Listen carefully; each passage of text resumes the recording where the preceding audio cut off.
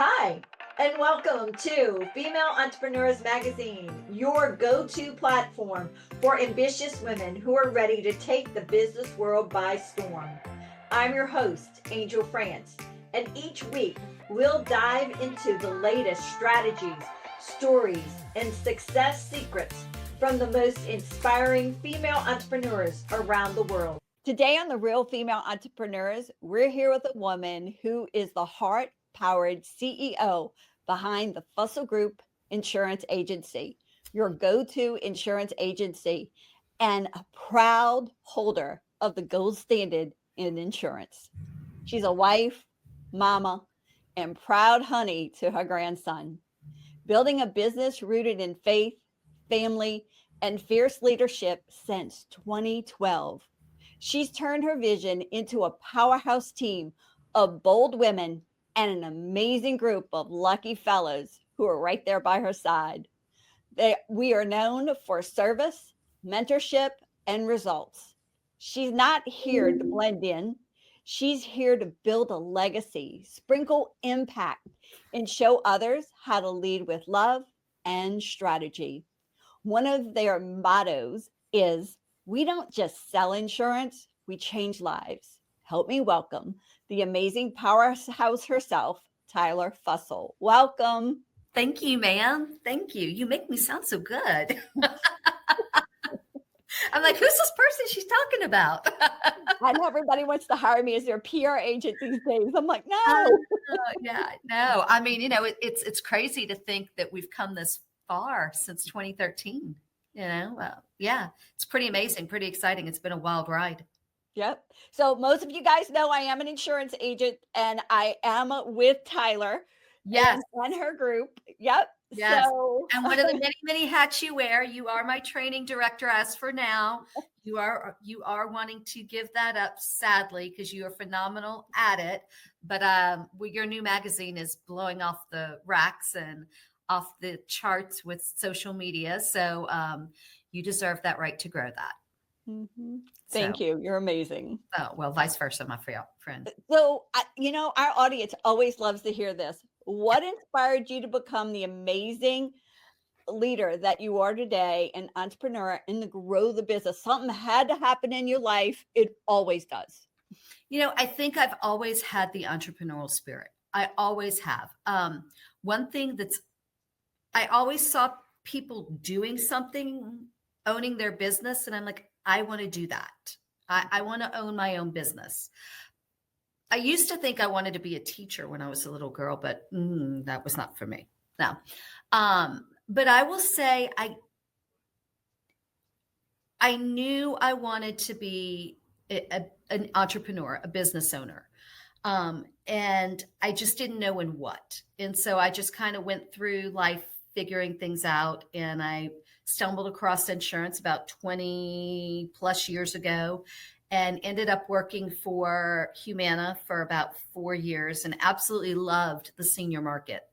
And at the time, I had a business partner that we decided, she was working with Humana as well, and we decided to jump off the cliff together. And while we're no longer business partners, I still have the immense respect for her, for an appreciation for her jumping off the cliff with me. Because I don't know, I could have done it on my own. I just didn't want to do it on my own. But since 2021, it has been all Tyler Fussell, and I owe all of our success to our team. I mean, we really have a powerhouse team, and I am eternally grateful and blessed to call them not only my friends, my peers, but they're also my inspiration. Let's talk about building a team, because there's not many people in this industry, because a lot of us are solopreneurs. There's Mhm. not a whole lot of us in the industry that can build a team like you've built. You've surrounded yourself with such powerhouse people. Yes. Can you explain that and give some insight in how amazing you are at that? Because that is one of your gifts. Well, thank you very much. You've told me that several times before, and I appreciate it. I like to think that I find something in people. I find what they're good at, and I like to exploit it and grow it. And I don't know, for some reason, I seem to find, I call my leadership team the team of misfits sometimes. I don't know if you remember this, but of course, I know you remember when the Saints won the Super Bowl, right? Right. But their team, their offense and defense was basically a band of misfits. It was not these super powerhouse players that, they ended up being that way, but they were not thought of that way when they created this team back in 2009. And I kind of feel that way about my leadership team. Like, they're not necessarily people that are going to stand out there and say, hey, I'm great at training, or hey, I'm great at operations, or hey, I'm great at compliance. But I've taken the time to really get to know them and study them. And I think that's the key, is really getting to know your people and really getting to know where they're going to best succeed, and then putting that at your table. Mm-hmm. And And you excel at that. You really do. Thank you very much. I have one particular manager that tells me all the time. She says, I never would have thought myself to be a leader or to be a manager. You know who I'm talking about, Shelley. She said, but you saw something in me and you believed in me. And I do. When I see something in you and I believe in you and I bring you to the table, it's because I see it in you and I know you've got it, and I want to grow it for your benefit and for mine. 100%. And I see that in you. And that is something so many of us need to learn. There are techniques that are out there, but not a lot of people teach on that. And you have that gift to be able to teach that. Well, thank you. I think mine is more gut. And as I grow in my faith and in my prayer time, I'm learning to be very specific and intentional when I look for a leader. And look, I'm going to give it to God. He's put people in front of me that were meant to be there. They were meant to be there. So, talking about God, faith, family, how do you balance it all? I mean, you have a team of a lot of people, like we're talking hundreds. I do. So the first thing I would say is I spend 15 to 30 minutes every morning in prayer. Not many people know that about me, but I do. It is extremely important that I spend that time with God. And one of the reasons is I know I am very caloric in personality. I know that I have that caloric personality. I know that I have that, I'm a strong A personality. And so I want to make sure that I'm coming across in the best version of myself that I can. And for me, the best way to start that is in prayer, my morning. That's the first thing I do. I get up, I let our pup out, I fix my coffee, I come back to bed, and I literally spend 15 to 30 minutes in prayer. So doing that over the last year has really helped me in balancing my life. It's very hard to be a leader. It's even harder to be a female leader when you have a family. And it's hard to balance. It's not easy to balance. It's not. And I'm going to be completely honest with you. I'm not balanced. I'm not balanced. I have a therapist for this. I mean, people who say they're balanced, they're full of shit. I'm just going to claim it what it is. You're not. You can't be a business owner and a parent and a devout Christian and all these things that you are to so many people, and a best friend, and be balanced. You can't. And people that say that they are full of crap. All we can do is get up every morning, serve with purpose and intent, and do the best that we can do, period, the end. My biggest thing is, God, just lead my steps, because guess what? I'm going to mess it up if I do it on my own. 100%. 100%. You know, I Mhm. look, my business coach and personal coach, who I love dearly, talks about balance all the time. But and she's probably going to watch this one day. But Casey, you don't have kids. You know, it's easy to balance without kids. You know, Oh. it's not. I mean, you have your own family, and Mhm. especially at the stage where we are right now with the growing parents, right? Oh my Not God. growing, raising parents. Oh my God. You know my life. You know our situation. We have parents that are in their 80s and 90s and Yes, it's the raising parent stage. So you grow your kids and now you raise your parents. Oh, and we got a business in between there. Or like you, 4 or 5. Me, I'm just trying to grow this and now think I need to do other things at 55, right? But I don't know that you can ever find a balance. I really don't. I just find that all to be a bunch of pop cocky. I mean, I just don't. You got to do the best with what you can do. You've got to be the best version of yourself. Sometimes you're going to give a little bit more to your business. Sometimes you're going to give a little bit more to your family. Sometimes you got to find how to fit your own personal self-care in there, and you just do the best that you can. you have 3 children.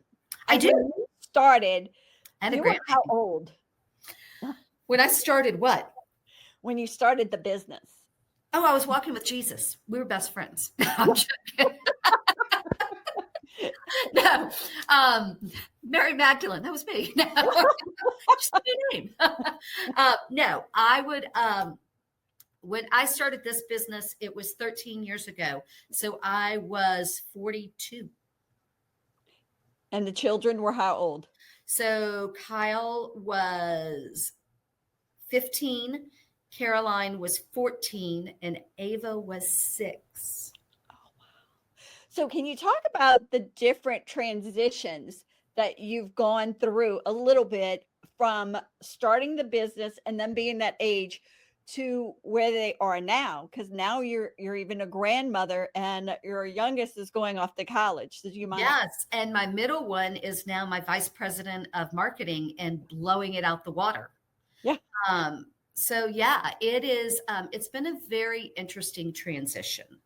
Um, you know, it. Excuse me. It's been a struggle at times. You know, especially with Ava because I was able to give Cal and Caroline more of me when they were younger because the agency wasn't quite built up yet. But I have been extremely blessed to have a incredible husband who has supported me immensely. And he is probably the number one reason for my success because he pushes me beyond limits. Or he pushes me to push my limits. And he is an incredible dad. He's an incredible Mr. Mom. And many times when I wasn't home because I was growing the business or I was out at dinners or events or traveling, um, he stepped in and he and Ava are best friends. You know, I mean, he was that Mr. Mom to Ava. Caroline was already Caroline, since she was born, has been very motherly and very mature. She's that old soul. And then Yeah.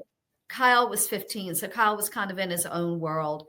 But I always tried to make time on the weekends with them and to find that balance. One thing we would do is we always had sit down dinners. And I think sit down dinners are very, very important. Um, and we always communicated very well. As we get older and we're shifting into new roles, because now I'm shifting into the role of, Caroline's married and has a baby. And I've got Kyle, who's in a serious relationship, and he's 28, and Caroline's 27, and Ava is 19, headed off to college.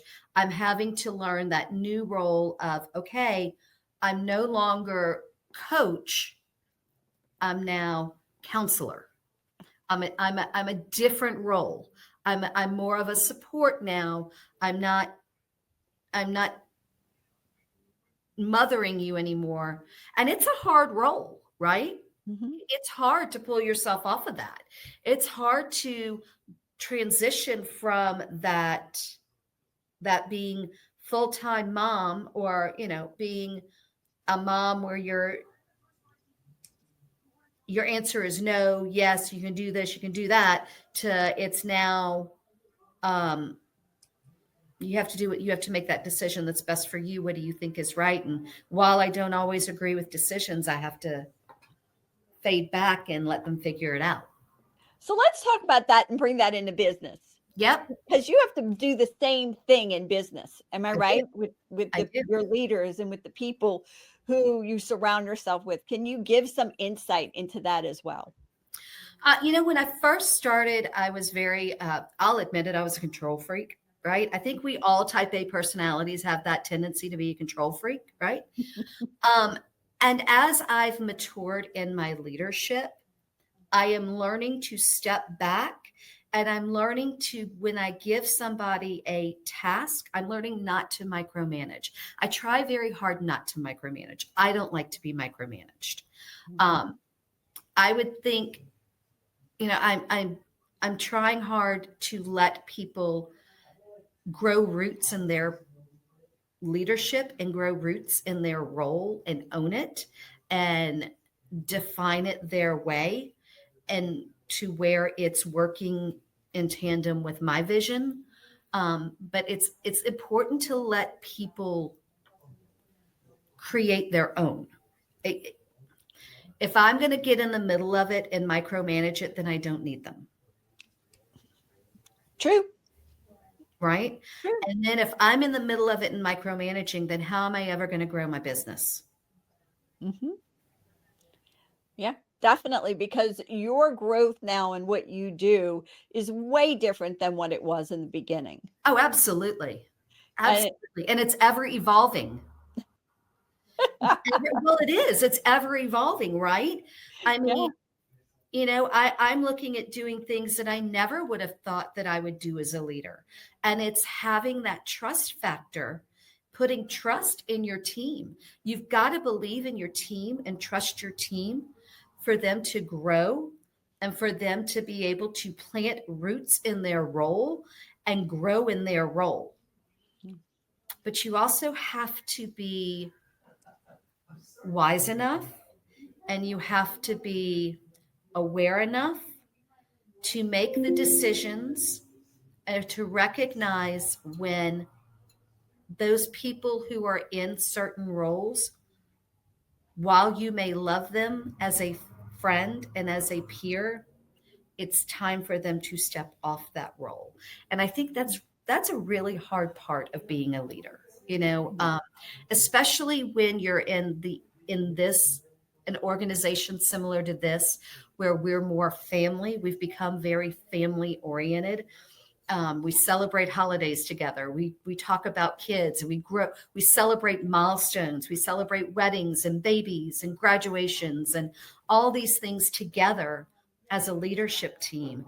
And when you start recognizing that certain people may not be in the role that was originally meant for them, or they were originally placed in, and it's now time, maybe due to life circumstances, or maybe just their energy, it's time for them to come off of that.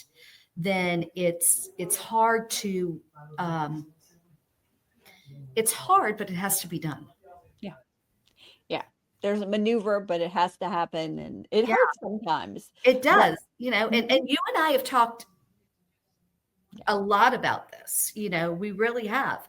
I think you and I are very much in sync with a lot of our mind thoughts, and so you have almost become a um, a a resource for me to, And I think as a leader, you need that. You need to be surrounded by people, especially when your business is growing. You need to be surrounded by people that you can be authentic with, and that you can be real, authentic, and open and honest with. And you have to, And that circle is tight. It's very, very tight. It may start off in the beginning where it's big, but my circle is getting tighter and tighter as I grow because I have to have these core people that I can truly count on and trust and know that whatever I am feeling, whatever raw emotion I'm feeling about a particular business move at that time, that I can trust them to be very discreet and I can trust them to be very honest. And they have the same intention of growing the business that I do. And where my leadership team once was this, it's coming in and in and in and in. And it's not anything other than the business is growing, I'm growing, intentions are growing, purpose is growing, and it's getting a tighter knit to get it, higher to keep it growing. Because I don't know that you need, as you grow, I think your table becomes smaller because you need those people that are truly on the same path that you are. And it's not just in business, it's in personal too. It is.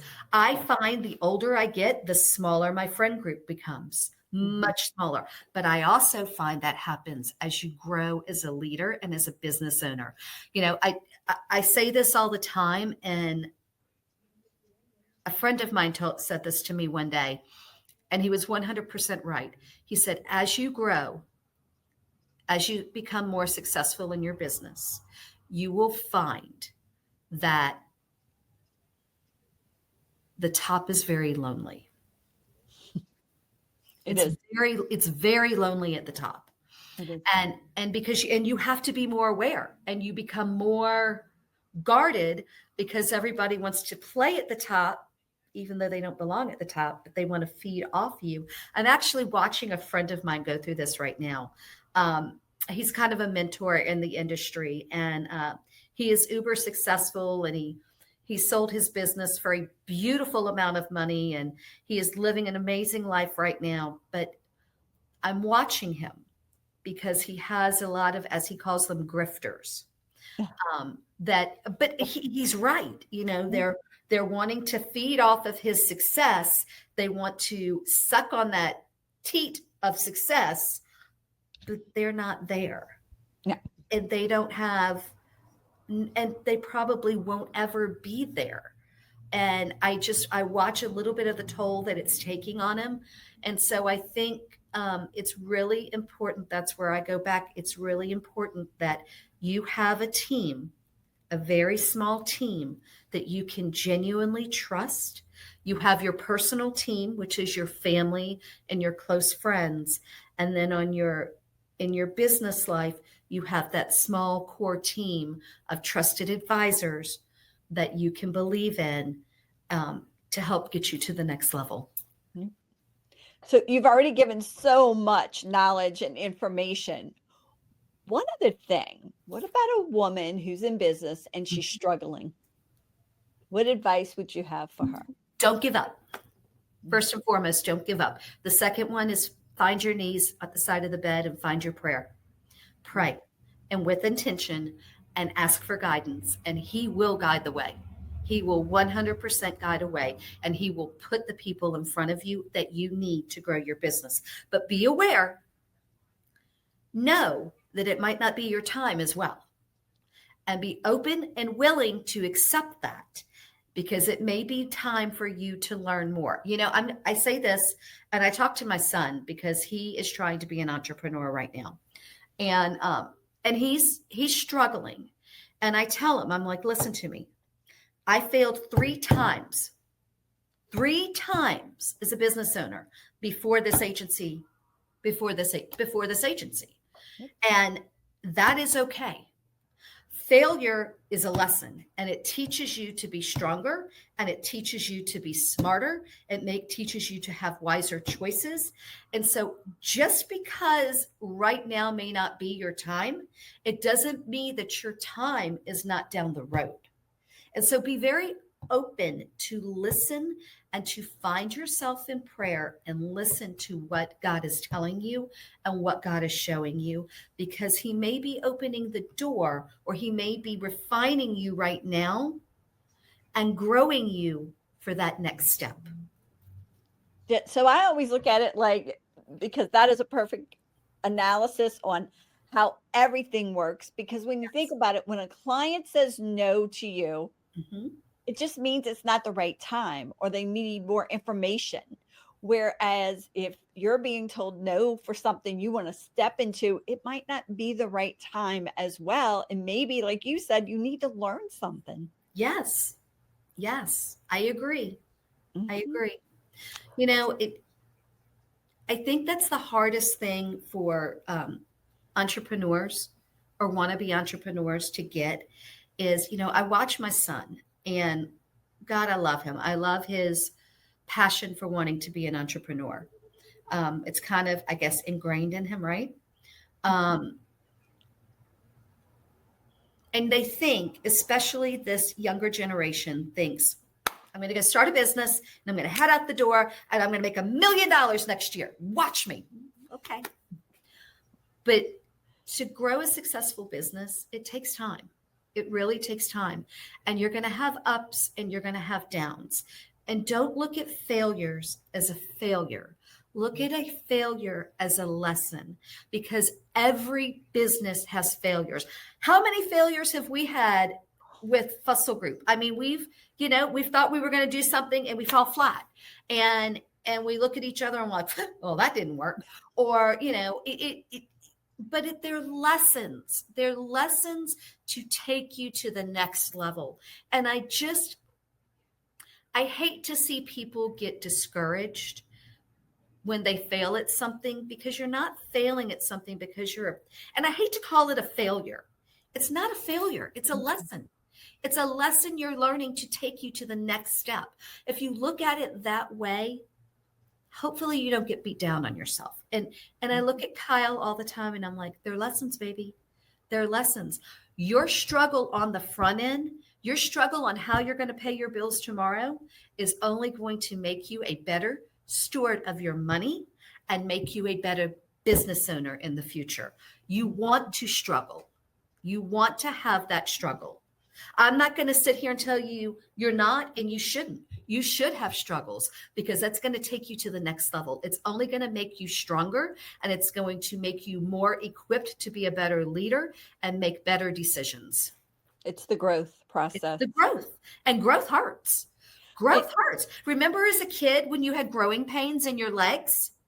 Well, as adults, we don't necessarily have growing pains in our legs, but we have them in our checkbook, and we have them in our business, and we have them in life, just life in general.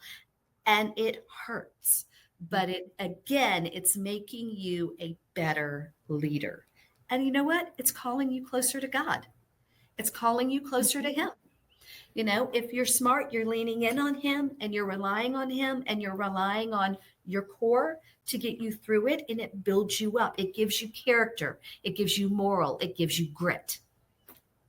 I always look at it like, okay, if I got on my little bike and rode my bike for the first time and never fell, what would I learn? Nothing. Nothing.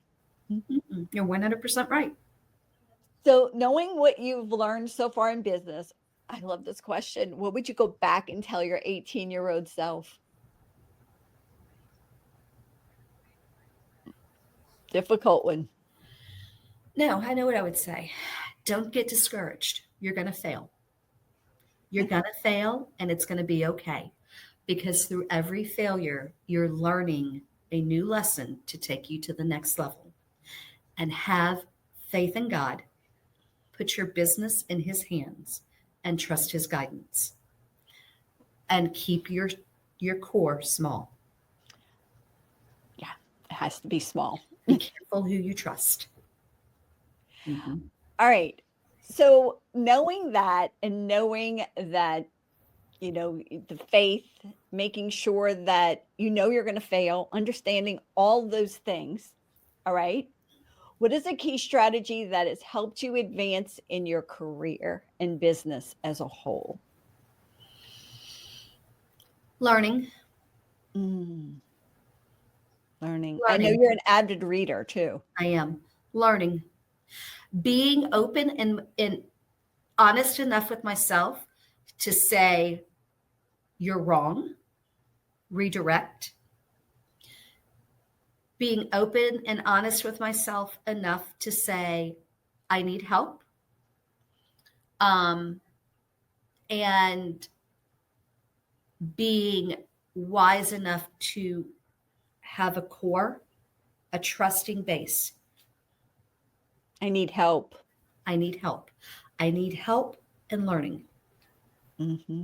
Oh, I mean, wow. you know me. I am very much a when I'm wrong, I'm wrong. I'll say I'm wrong. I have no problems ever admitting I'm wrong, and I have no problem saying I'm sorry. So humility, being humble. Yep. I Being love humble, this. learning, and knowing when to ask for help. Amazing. Thank And you. true. Thank you. True statements. Thank you. All right. Now, this is another thing about you that most entrepreneurs don't grasp.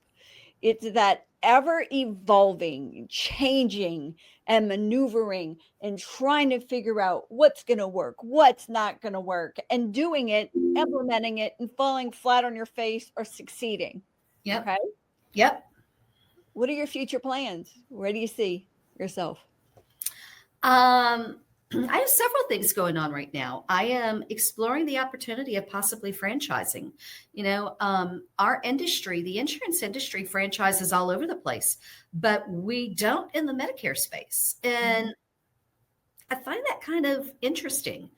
I have a friend who used to work for a franchise, and he worked in their franchise development or strategic, whatever.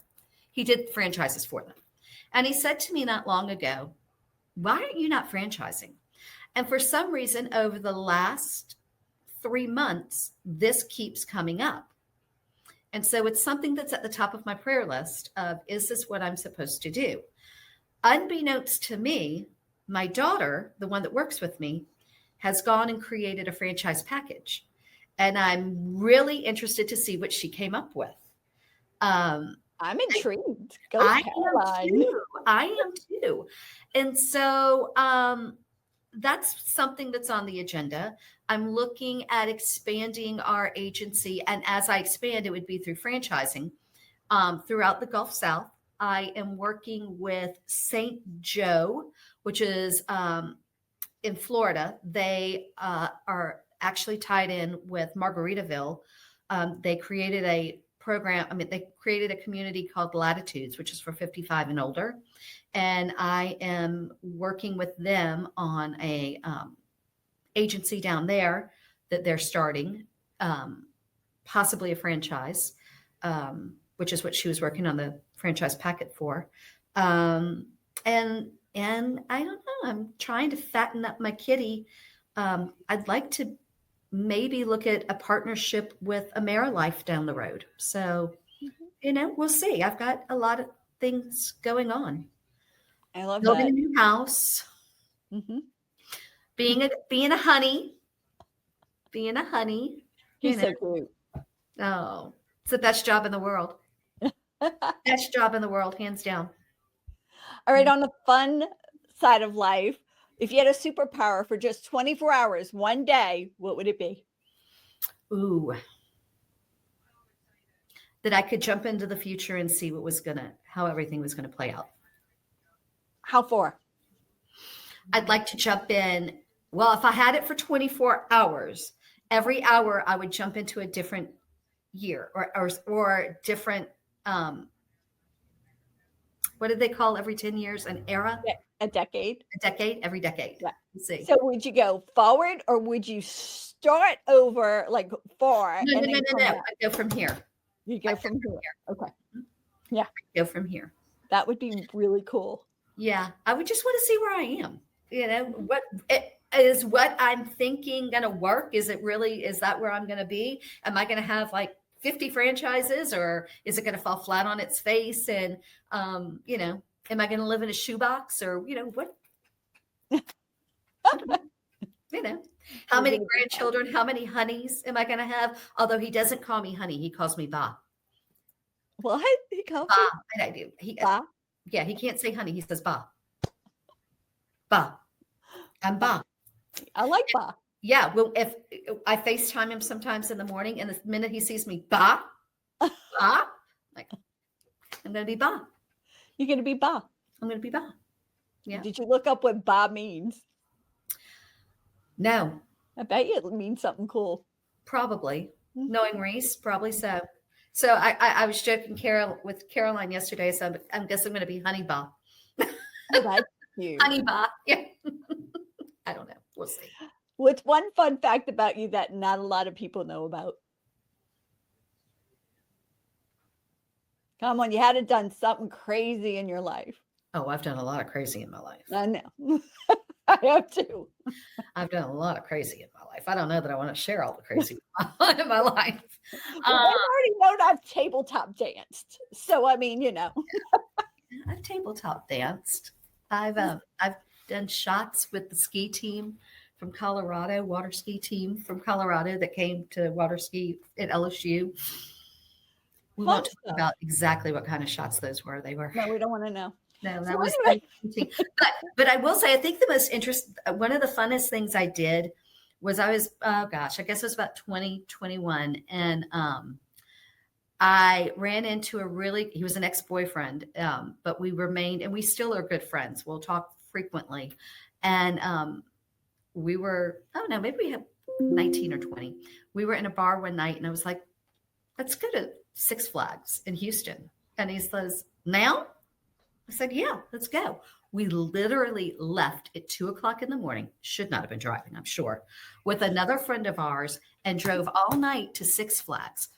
Got to Houston at like 7 in the morning, ended up getting a hotel room at one of those truck stop things, you know, where they have hotel rooms. We had no money. He had to go to the ATM and pull money out. Okay. We did that. We slept in the bed. I was in the middle of these two guys. There was nothing, but just slept because we drove all night and we were drunk. Exhausted and a little drunk. And so we slept. And then I remember we got up and Six Flags was closed. So we decided we were going to go to the Galleria, and we got caught up in some rodeo parade. We ended up getting into the Galleria. We walked around the Galleria. I tried on, and I was little bitty. I was like a size 2 at the time. I tried on a leather dress. I went to take the leather dress off and the leather dress ripped. Oh, yeah. Yeah. It was just like, it was a comedy of errors. Like, we ended up going to the strangest things, museums and all this stuff, because we didn't know why Six Flags was closed. It was like in the middle of winter. And I remember calling my mom, and she was so mad at me. She hung up on me. And then when she found out that I was with Ricky, she loved Ricky. When she found out I was with Ricky, she was like, oh, well, it's okay. Well, if you're with him, it's okay. Yeah. Okay, that's fun. That's one of the funniest stories I've had. I've had a lot, but that one's really funny. Yeah, but here's the thing. We were driving home and we looked at each other and we're like, if the three of us, it was a guy named Harrington, and we all said, if anyone would have told us this is what we were going to do, we would have never done it.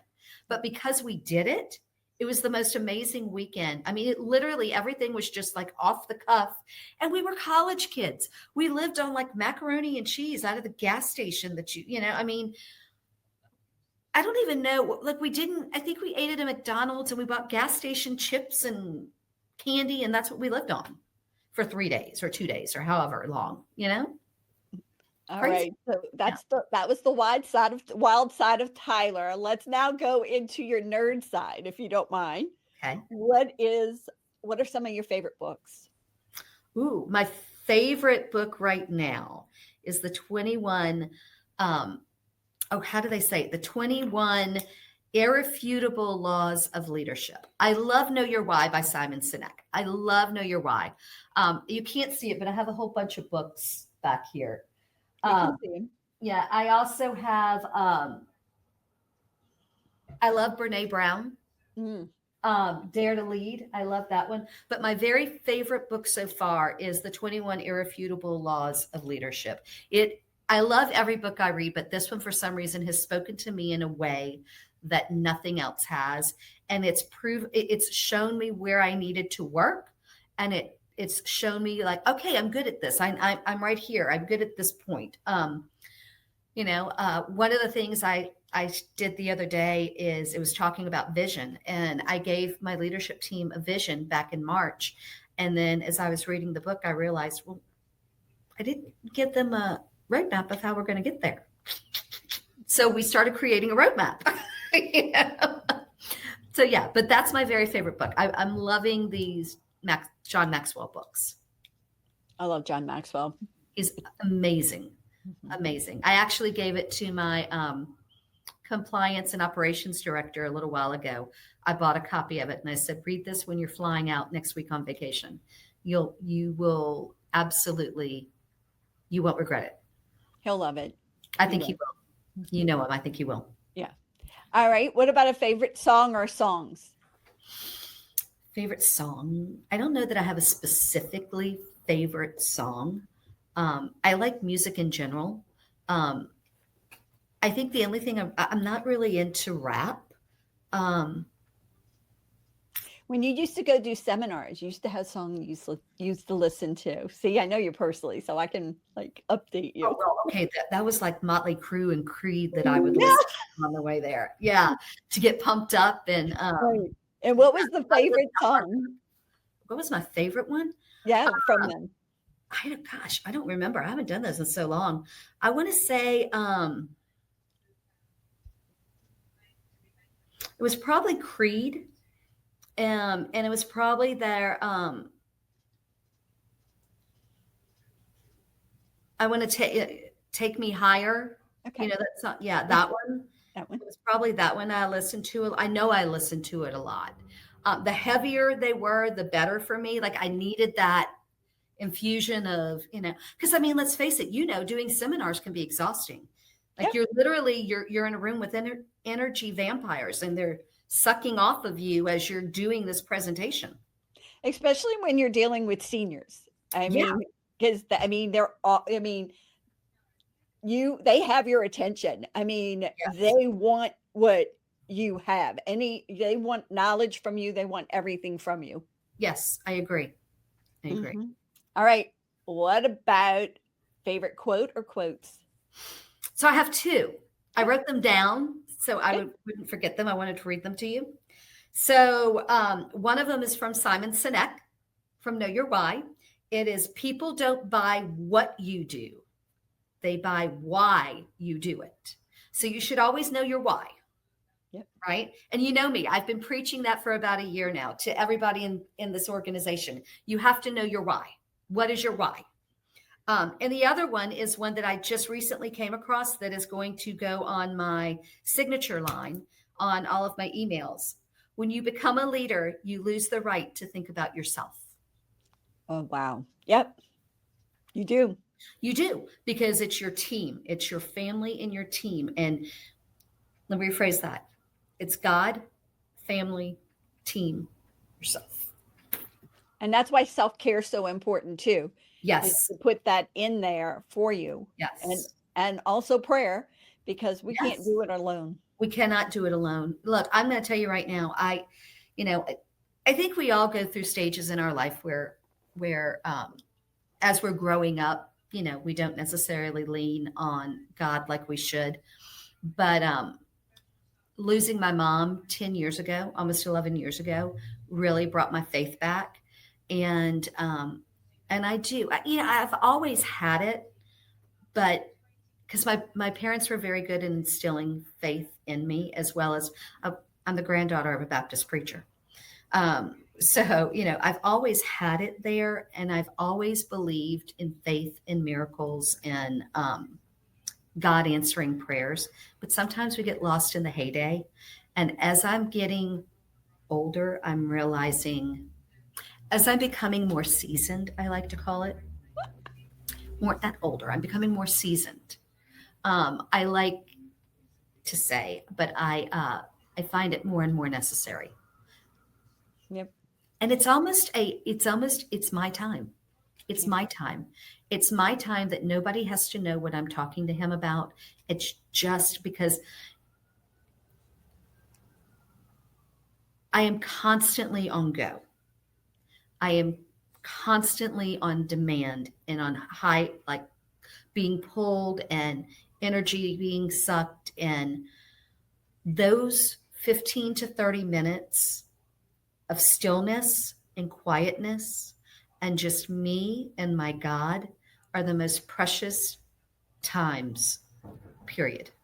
And if you don't do it in the morning, everything will escape and you won't get 100%. to it. Because I was famous at, I would say my prayers at night, but I'd fall asleep in the middle of them. And I know he was like, really? Can you give me some time?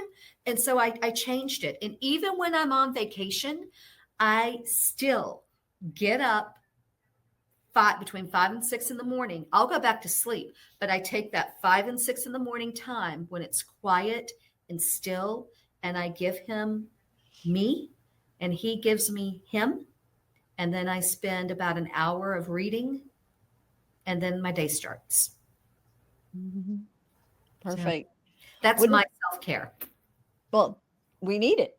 Yeah, that's my self-care. But I do think as a leader and as a business owner, you have to be honest with yourself and say, you have to find that time. Yeah. And I'm not willing to do it in the evenings. I'll do it in the morning. You have to be willing to sacrifice. And that's the whole thing about leadership, Angel. It's a sacrifice. 100%. Everything, even a business owner, just even being an entrepreneur, not even if you're a solo entrepreneur and not even a leader, but you are a leader in your But you are industry, a leader. You are a 100%. leader. Yes, Even even though as you a don't think you solopreneur, are. you're a leader. You're leading the cause of what your why is and what your job, what you're doing. And if you are a leader, you're going to sacrifice. Everybody thinks that because you're a leader that you're wealthy, or they want to be a leader because they want to be wealthy and they want the clout and the title and the name and the car and the all of this stuff, but they don't realize the sacrifices that are made. And it's not just you're making the sacrifice, your family's making the sacrifice. And that's where it comes to also, if you have a family, you have to have a strong family unit. You have to have a strong support system. Yep. So with all your knowledge and everything, and I mean, you're an insurance agent, you hire insurance. I mean, you're insurance agency, you hire insurance agents right now. That is your main thrust out there. What is the best way for our audience to get in touch with you if they're interested or if they know someone? Absolutely. So we have this precious recruiting director. Her name is Carly Hodges. I would highly suggest you call our office at 985-875-7407 and ask to speak to Carly. We are recruiting throughout the Gulf South. So just because our home office is in Covington doesn't mean we're not looking for people throughout Louisiana, Alabama, Mississippi, Georgia, and Florida. And agencies. We love to partner with agencies. Like I said, we're in the process of really creating a robust partnership with agencies, whether we choose to align it as a franchise or just a partnership. We're still looking into that. But yeah, we very much are looking to grow, and we're very much looking for people who want to grow, who are hungry, who want to be an entrepreneur or who want to be an agency owner and have the right values and the right core values. And I find a lot of people who even have agencies, they're afraid of that Medicare senior space, not just Medicare, just all the products that are associated with it. Whereas you have that knowledge to give them Yep. and move them forward to the Yep. next step because, Yes, we have you a know, robust training department, right? mhm. Led by yours truly. Um, for now, Okay. for now, but we have a phenomenal training team. We actually just had a agent boot camp, new agent boot camp this week. It was 2 days. where we brought in different trainers to talk on different topics. We brought in some carrier reps as well. We brought in one of our seasoned agents who's been with us for 11 years, who has actually been our top agent for probably 9 out of the 11 years. He gave his success story. So yeah, we're really interested in helping you guys. And in return, I am leaning on a larger agency that is showing me the way to be an even better partner, you know? And again, that goes to that learning, always being willing to learn and always be willing to change to do better. Yep. And be better. Is there anything else you want to share with our audience today?